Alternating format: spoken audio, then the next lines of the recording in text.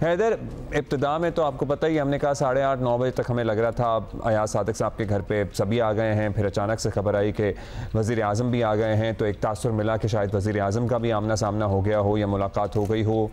क्या कोई मुज़ाकरात कहा जा सकता है इन्हें, या बस ये ताज़ियत करने के लिए गए थे अयाज सादिक साहब की तरफ और गैर रस्मी सी बातचीत हुई? क्या कहा जाए इसे? देखिए, ये बुनियादी तौर पर दुआ करने के लिए गए थे, वहाँ पहुँचे, दुआ की गई और इस दौरान वज़ीर आज़म पाकिस्तान वहाँ पहुँच गए। एक चीज़ बहुत अहम है कि वज़ीर आज़म जब पाकिस्तान जहाँ भी जाते हैं पहले से ही उनके लिए मामला तय किए जाते हैं। यानी कि वज़ीर आज़म को मालूमात हासिल थी कि असद कैसर वहाँ मौजूद हैं और वहाँ जब वो आए, असद कैसर से हाथ मिलाया। हमारे ज़राए कह रहे हैं वो गले भी मिले और हमें हुकूमती ज़राए से ये मालूम हुआ है कि वहाँ पर यह भी कहा गया कि इत्तफ़ाक़ राय पैदा किया जाए मुख्तलिफ मुल्की मामलात पर। तो इसके बाद फिर दुआ की गई और वहाँ पर गुफ्तगू हुई और फिर आपके ज़राए कह रहे हैं कि वज़ीर आज़म ने असद कैसर से हाथ मिलाया, गले मिले और इत्तफ़ाक़ राय पे इत्तफ़ाक़ हो गया। लेकिन कल अता तारर साहब जो वज़ीर इत्तलात हैं, वो शाहज़ेब खानज़ादा के प्रोग्राम में ये कह रहे थे कि उनकी किसी वज़ीर से बात हुई है जो वज़ीर आज़म के साथ था और उसने उन्हें ये बताया कि ऐसा कुछ नहीं था, इवन आमना सामना भी नहीं हुआ।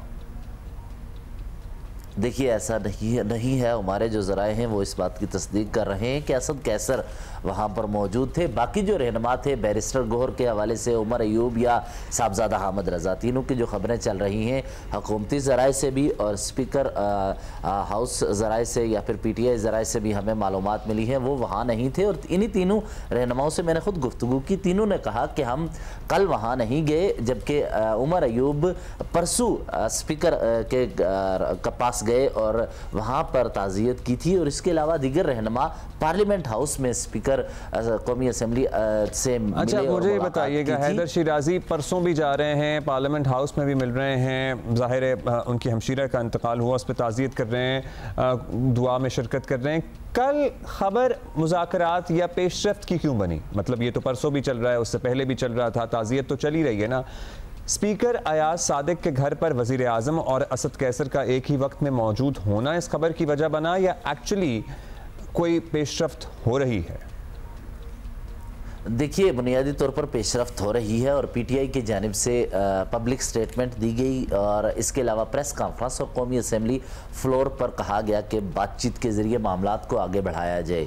इसके बाद मौजूदा इस काबीना में मौजूद 3 वज़रा के साथ कल पार्लियामेंट हाउस में हमारी मुलाकात हुई। उनसे जब हमने बात की, उन्होंने कहा कि बाज़ाब्ता तौर पर PTI ने हमें मुज़ाकरात का नहीं कहा, इसलिए कमेटी की तश्कील का अमल उस तरह आगे नहीं बढ़ाया जा सका। जब उनसे हमने दूसरा सवाल किया कि क्या इस पर कमेटी किस तरह की बनाई जाएगी, उन्होंने कहा कि अभी हम पीपल्स पार्टी का इनपुट इसमें लेंगे और आसिफ अली जरदारी और मियां मोहम्मद नवाज शरीफ से मशावरत के बाद हतमी फैसला होगा। और वज़ीर कानून आज़म नज़ीर तारड़ ने इस मामले पर कहा कि स्पीकर ने गालिबन माजी में एक कमेटी बनाई थी, ये कोट अन कोट, तो उस कमेटी के वही कमेटी आगे इन मामलात को देखेगी, मेरा ख्याल है। उन्होंने ये कहा, जबकि बैरिस्टर गौहर की जानिब से हमें बताया गया कि हमने बाज़ाब्ता तौर पर राब्ता मुज़ाकरात के लिए नहीं किया, जबकि हुकूमती साइड कह रही है कि अगर बाज़ाब्ता राब्ता होता है तो ही कमेटी तश्कील दी जाएगी और पार्लियामान की सतह पर ही ये मुज़ाकरात होंगे और आगे बढ़ा जाएगा।